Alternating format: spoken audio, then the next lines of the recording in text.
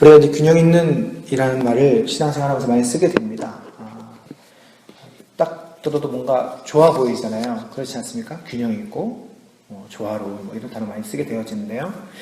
균형 있는 은사 이런 이야기들 많이 하면서 특별히 신앙생활에 있어서 좀 절제에 관한 이야기들을 많이 하면서 균형 있는 은사들에 대해서 많이 이야기를 하게 되어지는데요.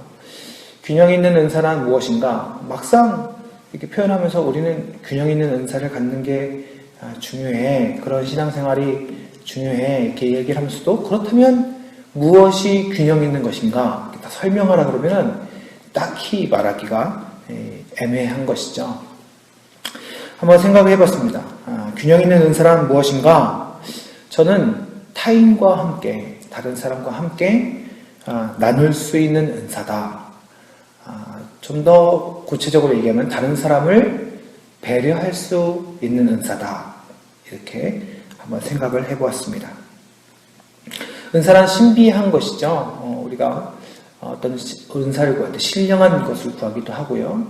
또 신비로운 모습들을 가지고 있는 것은 분명합니다. 그러나 그것만이 은사인가? 우리가 그런 것을 추구하는 것이 바로 또 바른 은사에 대한 태도인가는 생각을 해봐야 되는 것입니다.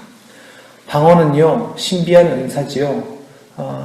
한동안 한국교회에 이 방언에 대한 그러한 유행, 또 바람들이 참 많았습니다. 우리는 또한 이 방언에 대한 은사를 구하기도 해야 되고요. 또 신학적으로는 이것이 끝났으니까 더 구할 필요 없다. 이렇게 정의하기도 하고요. 또는 또 그 은사를 지금도 우리가 말씀에서 이야기하는 것처럼 구해야 된다. 또 이야기도 하고요. 또 방언으로 또 기도하는 사람이 또 있고요. 또 그것에 대해서 또 절제에 대해서 말하는 사람이 있고요. 아무튼 이 방언이라는 은사는 신비함을 또 가지고 있고요.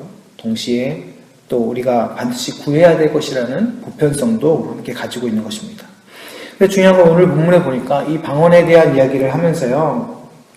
13절에 방언을 이야기하면서 동시에 통역하기도 함께 기도해야 된다. 그러니까 방언의 은사뿐만이 아니라 통역의 은사도 함께 구해야 된다. 이렇게 이야기를 하고 있습니다.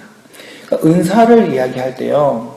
왜 이 방언을 이야기하면서 동시에 통역의 은사도 구해야 된다라고 이야기를 하는가? 그 뒤에 쭉 내용을 보니까 이 통역이라는 것은 방언은 우리가 이제 하시는 분들도 있겠습니다만 방언 기도를 하면서 그게 사실은 무슨 말인지 잘 모르잖아요. 때로는 제가 어떤 목사님의 간증을 들은 적이 있는데 유학을 가서 이 영어를 잘 못하니까 하나님 앞에 기도했더니 영어 방언을 받아가지고 그러면서 또 공부하기 쉽게 되었다. 이런 간증도 들어본 적이 있습니다만 이렇게 다른 언어로 되어 있으면 그나마 그 언어를 알아듣는 사람이 있어서 통역할 수 있겠지만 대부분의 오늘날의 이 방언을 이야기할 때는 조금 이렇게 못 알아듣는 말들이 많잖아요. 그것이 이제 하늘의 신령한 언어고 우리는 잘 모를지라도 영이 기도하며 하나님께서 받으신다. 이렇게 흔히 방언에 대해서 이야기를 하는데 이 방언을 이야기하면서 통역의 은사를 얘기하는 것은 그것을 이해하기 위함이죠. 우리 자신을 이해하기 위함이요. 또한 함께 기도하며 나가는 공동체가 이해하기 위함입니다. 다시 말해서 통역의 은사는 어떠한 것을 위함이냐면 소통을 위한 거예요. 우리와 하나님과의 소통을 위해서 그리고 이웃과의 소통을 위해서 이 통역의 은사를 구한다는 것입니다. 다시 말하자면 이 은사라는 것은 다분히 신비적인 요소를 가지고 있지만 그것만을 위한 것이 아니라 충분히 이 은사라는 것은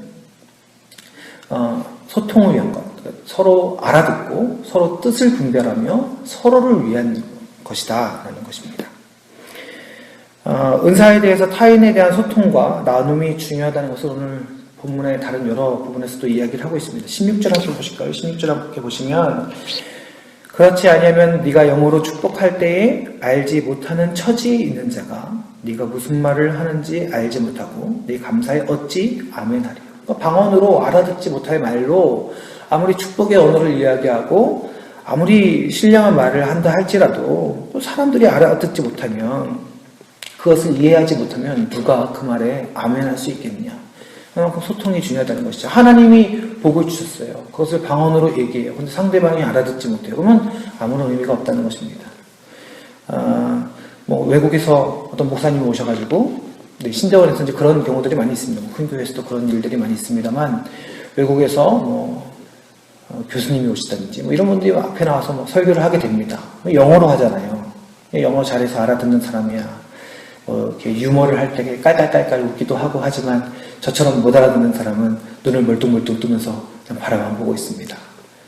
근데 그럴 때 이제 다른 교수님들이 유학을 하시고 영어를 할 줄 아는 교수님들이 옆에서 한 문장 한 문장 통역을 해줍니다. 이게 중요한 부분이죠. 우리가 아무리 그 교수님이 외국에서 유명한 신학교에서 아주 유명한 잘 가르치는 교수님이라 할지라도 못 알아들으면 무슨 소용이 있습니까? 알아들을 수 있어야 된다는 것이죠. 함께 소통하고 알아듣고 아멘할 수 있어야 된다는 것입니다.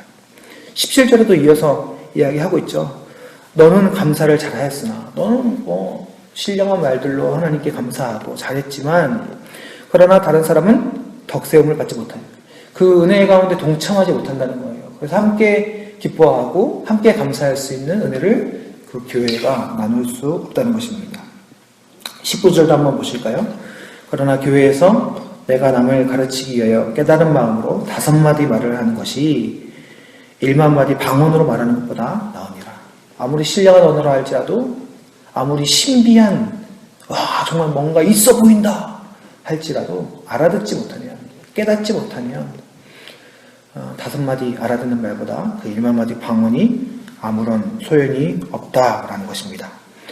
은사가 아무리 신비롭고 주목받고 놀라워도 그것이 다른 사람을 세우는 일이 되거나 공동체를 화목하게 하는 일에 아무런 도움이 없다면 무슨 소용이 있겠습니까? 대부분요, 우리가 왜 그런 신령한 것들을 구하는가 생각을 해보았습니다. 신령한 것들을 보여주면 좀 쉬울 것 같거든요. 그렇잖아요. 예수 안 믿는 사람 앞에 가가지고 쫙 하면서 원래 옷 속에 딱 손을 넣다가 빼면 손이 문둥병이 걸려있는데 다시 싹 넣다 딱 빼면 손이 딱 괜찮아지는 거예요. 여봐, 하나님 살아계셔. 얼마나 쉬워 보입니까? 그것이 우리의 게으름이라는 것입니다. 뭔가 좀 설명하기 싫거든요. 우리 삶으로 좀 이렇게 오랫동안 좀 정직하게 살고, 정의롭게 살고, 공의롭게 살고, 좀 불편하거든요. 그냥 짠짠 보여주면 될 것 같은데, 여러분 그렇게 보여주면 정말 그 사람들이 하나님 그것으로 믿을까요? 우리 말씀을 쭉 읽어보면, 심지어 하나님 선택한 백성일지라도 바다가 갈라지고 구름 기둥, 불 기둥 보여줘도 자기 힘들면 곧 하나님께 불평불만하고 하나님 원망하는 것이 인간입니다. 과연 그런 신비로움이 복음을 대신할 수 있을까요? 그렇지 않습니다. 복음을 대신하는 것은 우리 주님께서 우리에게 보여주셨던 것처럼 하나님의 뜻을 분별하고 하나님께 맞춰 삶을 살아드리며 하나님의 그 명령을 위해 죽어드리는 것이 바로 복음의 능력을 드러내는 그러한 은혜의 언어가 되는 것입니다. 우리가 고린도전서 14장을 보았는데요. 그 앞에 고린도전서 13장 우리가 성경이 외워지네 하면서 계속 읽고 있잖아요. 그 전체적인 핵심이 무엇입니까? 핵심. 아무리 뛰어난 능력이 있어도 아무리 신비로운 것이 있어도 사랑이 없으면 아무것도 아닌 것이라는 것입니다. 사랑이 무엇입니까? 예수께서 우리에게 허락하여 주신 그 세 계명, 사랑의 계명 보여주셨잖아요. 말씀해 주셨잖아요.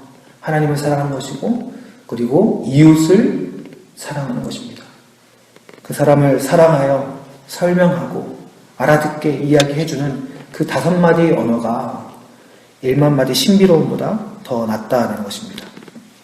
우리에게 주신 은사, 방언처럼 신비롭고 또 통역하고 예언을 말하고 손 넣었다 빼면 문득병 걸리고 넣었다 빼면 낫고 신비로운 거 좋죠. 그러나 그러한 은사보다 하나님께서 우리에게 주신 더 신비로운 은사는 바로 사랑의 은사인 것입니다. 내가 용서할 수 없는 정말 죄인된 존재인데 우리 주님 예수 그리스도 십자가 바라보면서 저 원수를 용서하고 사랑하는 것, 이보다 더 신비로운 것이 어디 있겠습니까? 내 마음에 들지 않는 내 자녀, 그러나 주님 앞에 기도하면서 미래를 알 수 없는 정말 불안하고 정말 이래가지고 이 아이가 삶을 살 수 있겠는가, 그러나 하나님께 내어드리며 주님께서 붙들어 주실 줄 믿습니다. 기도하며 하나님께 내어드리는 것, 그래서 오히려 소망의 말로, 사랑의 말로 이 세상의 눈으로 보았을 때 소망 없는 그 자녀를 축복하고 주님께 드리며 감사할 수 있는 것. 여러분, 이런 우리가 알지 못하는 그러한 길들을 하나님 앞에 드리며 하나님의 소망을 품고 나아가는 것보다 더 큰 은사가 어디 있겠습니까? 여러분, 이것이 바로 교회의 힘이요 복음의 능력인 줄 믿습니다.